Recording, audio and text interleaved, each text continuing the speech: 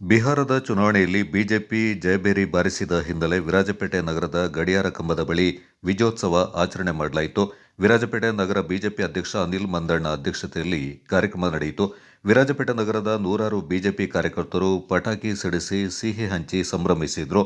ರಾಜ್ಯ ಮಹಿಳಾ ಘಟಕದ ಬಿಜೆಪಿ ಸದಸ್ಯೆ ಪಟ್ಟಣ ರೀನಾ ಪ್ರಕಾಶ್, ಜಿಲ್ಲಾ ಪಂಚಾಯತ್ನ ಮಾಜಿ ಸದಸ್ಯ ಅಚ್ಚಪ್ಪಂಡ ಮಹೇಶ್ ಗಣಪತಿ, ಬಿಜೆಪಿ ಒಬಿಸಿ ಅಧ್ಯಕ್ಷರಾದ ಸುರೇಶ್, ಬಿಜೆಪಿ ಮುಖಂಡರಾದ ರಘು ನಾಣಯ್ಯ, ಬಿಡಿ ಸುನೀತಾ, ಸಾಯಿನಾಥ್ ಮತ್ತಿತರ ಪ್ರಮುಖರು ಈ ಸಂದರ್ಭ ಪಾಲ್ಗೊಂಡಿದ್ದರು.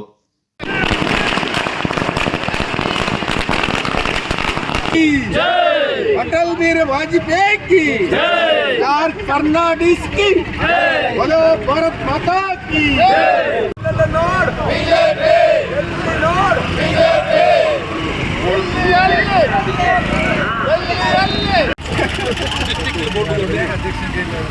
ಈಗಾಗಲೇ ಬಿಹಾರದಲ್ಲಿ ನಾವು ಕಂಡು ಕೇಳದ ರೀತಿಯಲ್ಲಿ ಅಭೂತಪೂರ್ವಕವಾಗಿ ನಾವು NDA ನಾವು ಜಯಗಳಿಸಿದ್ದೀವಿ.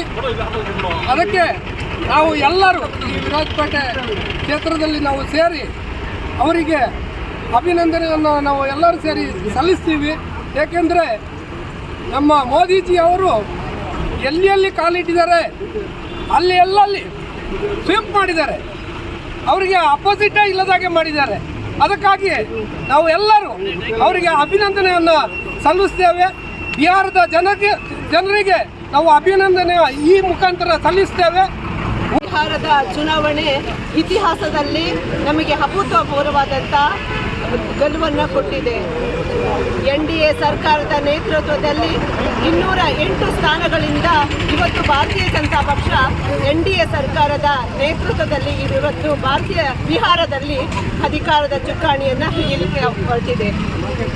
ಕುಟುಂಬ ರಾಜಕಾರಣದಿಂದ ಇವತ್ತು ಬಿಹಾರದ ಜನತೆ ಲಾಲು ಪ್ರಸಾದ್ ಹಾಗೂ ರಾಹುಲ್ ಗಾಂಧಿ ಅವರನ್ನು ತಿರಸ್ಕಾರ ಮಾಡುವಂತಹ ಕೆಲಸವನ್ನು ಇವತ್ತು ಮಾಡಿದೆ. ಅದೇ ರೀತಿಯಲ್ಲಿ ಬಿಹಾರದ ಚುನಾವಣೆಯಲ್ಲಿ ವೋಟ್ಸ್